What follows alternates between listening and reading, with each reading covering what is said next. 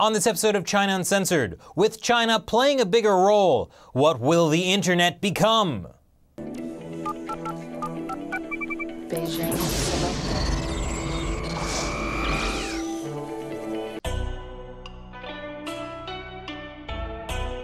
Hi, welcome to China Uncensored. I'm your host, Chris Chappell. The internet! Some of you watching may not have even been alive at a time when the internet wasn't everywhere. But I remember such a time when computers were mysterious novelties completely misunderstood by popular media. What's your preference? Apple, pear, Wang? Oh, listen, I don't know anything about computers. Nobody does. Electric Dreams was popular, right? Anyway, the world has now changed in weird, wild ways because internet. But at the beginning, no one really knew what to do with computers. Other than, designing your own woman. Okay, look, how you're always talking about how you can simulate all that stuff on your computer? What's the difference? Why can't we simulate a girl?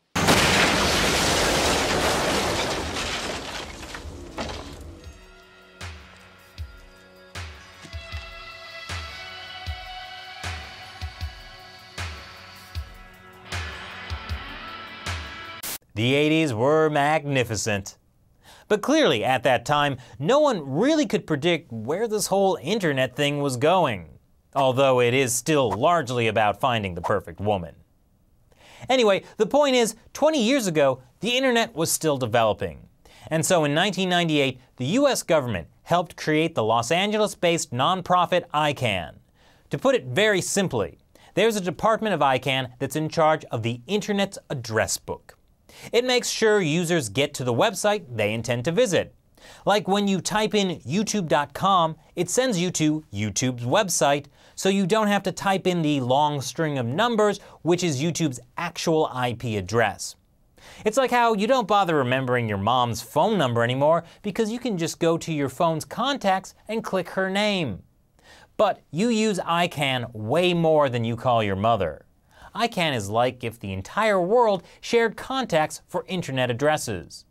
That's really important because whoever controls the internet's address book also has the ability to censor the internet. Let's say ICANN removes the domain name youtube.com. YouTube itself may still exist, but would you know what numbers to type in to get there? 99.9% of people wouldn't be able to access it. So ICANN is really important. As The Economist puts it, that is why, as the internet grew up, America decided not to hand control to the United Nations or another international body steered by governments. But for the most part, the US government has been pretty much hands-off, which let the internet thrive as the global depository of cat videos we know today. But something changed this past Saturday, because the US let its contract with ICANN expire. As of October 1st, it will be run on a multi-stakeholder model. In other words, a mix of corporate interests, government officials, activists, and experts spread across 4 international bodies. Phew, this is getting complicated. Can we go back to the good old days for a bit? Much better. Access denied. You see, the internet was never meant to have a central authority.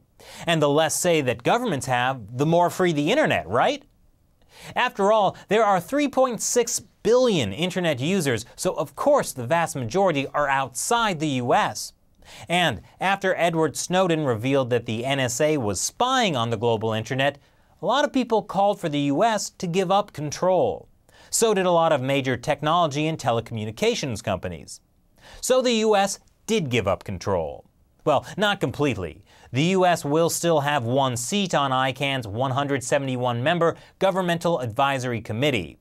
In other words, the US's position on the committee will be theoretically equal to a country like Barbados, a country you think about so little that you didn't even notice that's not Barbados, this is Barbados. Oh, that is fun. No wonder John Oliver can't stop doing it. But just because Barbados has a population smaller than Wichita, Kansas, doesn't mean it shouldn't have an equal say over how the internet gets run. But that's not the whole picture, since in reality, not all countries have equally small stakes in how the internet will be run. Actually, the US still has lots of sway. But you know who else does? China. A country I talk about so much, you were wondering when I was going to get to it. You see, China, or Chinese authorities to be precise, are very happy the US is giving up its control. As one Chinese cybersecurity professor said, China has the capability now to set up international rules for cyberspace and use our strategy and our rules to influence the world. I mean, who wouldn't want China's internet rules to apply to the entire world? I mean, first of all, we'd get actual internet police. But that's just some professor saying that's the plan. I mean, it's paranoid delusion to imagine that China is actually considering setting up its own rules in cyberspace. Except that, according to another guy, China is considering setting up its own rules in cyberspace. And that other guy is the Premier of China, Li Keqiang. So maybe there is something to the idea that the Communist Party might be trying to influence the global internet. It's pretty well known that the Chinese regime has kept a tight grip on China's internet, with 2 million people employed to police it so they can monitor what Chinese citizens do and say. They also block access to websites they consider subversive, like YouTube.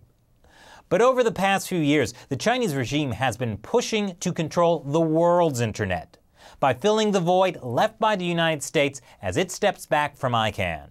But how? Isn't there that multi-stakeholder model? Well, the Chinese regime has gotten pretty good at manipulating international bodies and foreign tech companies, like the ones that will now oversee ICANN. Take, for instance, China's Technical Committee 260, or TC260. It was founded in 2002. Yeah, they've been secretly planning this for a long time. China has been using the TC260 in part to actively participate in international rules and standards making in cyberspace, so as to improve discourse and China's influence and increase international adoption of China's standards. Now, if the name TC260 sounds a bit like ED.209 from RoboCop, well, that's not too far off.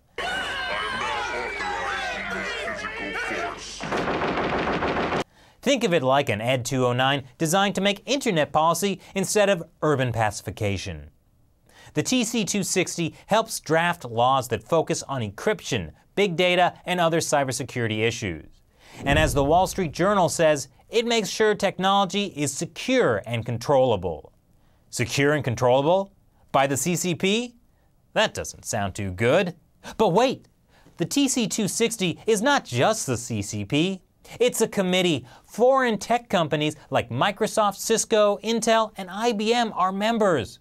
Surely they will help China move in the right direction in terms of internet freedom.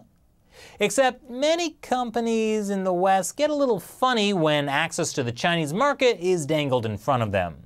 Like when IBM caved to pressure from the Chinese regime and gave one of the world's biggest violators of intellectual property access to their source code. Or when Cisco sold routers to China with the intention of helping the regime censor its citizens.